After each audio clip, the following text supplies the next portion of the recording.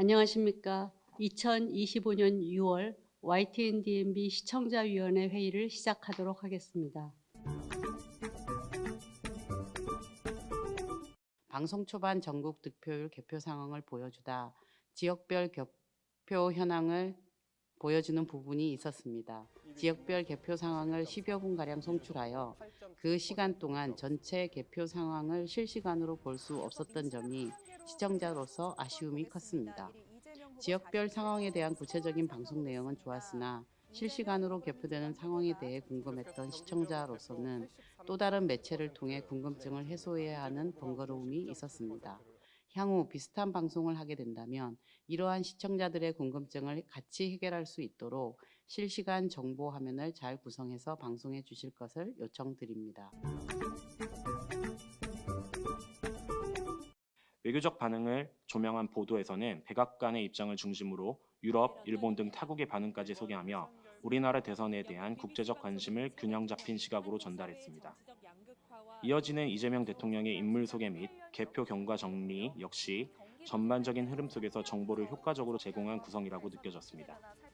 두 정당 패널의 분석이 이루어진 구간에서는 더불어민주당과 국민의힘 측 인사를 초대해 민심을 분석하는 장면이 이어졌습니다.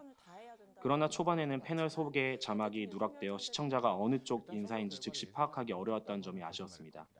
또한 두 인사 간 약간의 언쟁에 가까운 장면은 일반 뉴스 프로그램의 흐름과 맞지 않아 다소 불편하게 느껴질 수 있었고, 승자와 패자가 서로를 존중하고 위로하는 자세가 아쉬운 시점이기도 했습니다. 우선 긍정적이었던 점은 대선 후보자들을 캐릭터화하여 요란하게 애니메이션 기법을 사용한 대신 시청자에게 꼭 필요한 정보를 적절한 컴퓨터 그래픽 기술을 활용해 담담하게 제공하였다는 점입니다. 선거 방송 시간은 매우 길기 때문에 비슷한 화면의 연속에 시청자들이 지루해할 것을 고려하여 후보자들의 얼굴을 컴퓨터 그래픽으로 합성하여 달리기 경주를 하거나 영화의 한 장면을 주인공처럼 연기하는 영상은 순간의 재미를 줄 수는 있지만 자칫 정치인으로서의 후보자 개인으로부터 정치 자체의 희화화로 이어질 수 있으므로 절제하면서 사용되어야 합니다. 더구나 해가 갈수록 방송사에서 경쟁적으로 이러한 모습을 더하고 있는 상황에서 YTN은 이러한 모험을 하지 않고 선거 방송의 절제와 품격을 보여주었다는 점에서 칭찬을 드리고 싶습니다. 먼저 이 방송은 9시 반부터 시작되었기 때문에 당선 유력이 제시되지 않은 상황이었는데요.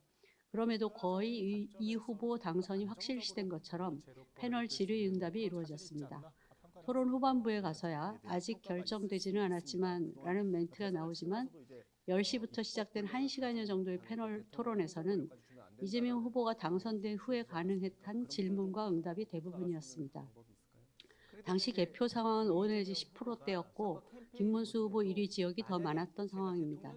그럼에도 출구조사 결과에 기반하여 이재명 후보자 당선 확정적 분위기로 토론이 이루어진 것은 개표 초기 방송 상황에서는 우려할 수 있는 방식이라고 생각합니다.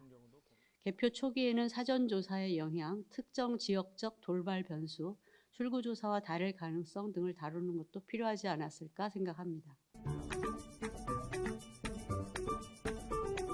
정보 전달 방식의 다양성 확보에 대한 고민이 필요해 보입니다.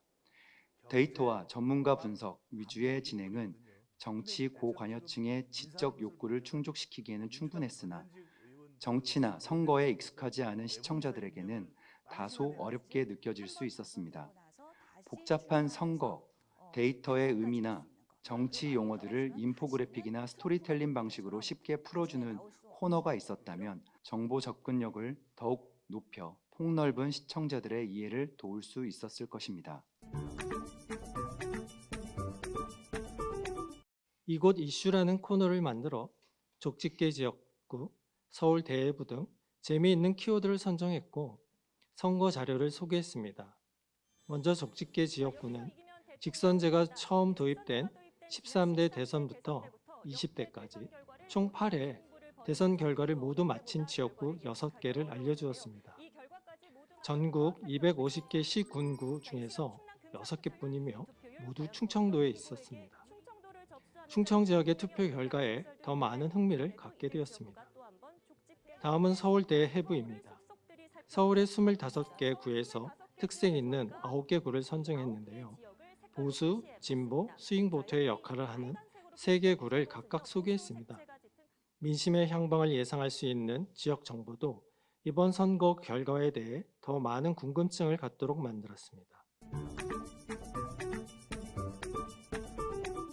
어느 때부터인가 개표 방송은 유쾌하고 때론 익살스러운 이미지로 시청자들의 시청률을 자극하기도 합니다. 그런 의미에서 본 방송은 시청자들을 배려한 여러 도표나 그래프 등을 이해에 도움이 되었습니다. 당선인 확정 후에도 이재명, 김문수 두 후보 간의 득표 상황을 다양한 화풍이나 풍속화, 거리벽화 느낌, 그래피티 등으로 흥미롭고 재미있게 만들고자 한 노력과 창의력을 인정합니다. 단, 진주 귀걸이를 탄 소녀의 응용은 다소 웃김을 유도하였으나 과유불급의 아쉬움으로 남습니다. 이상으로 2025년 6월 YTN DMB 시청자위원회 회의를 모두 마치도록 하겠습니다.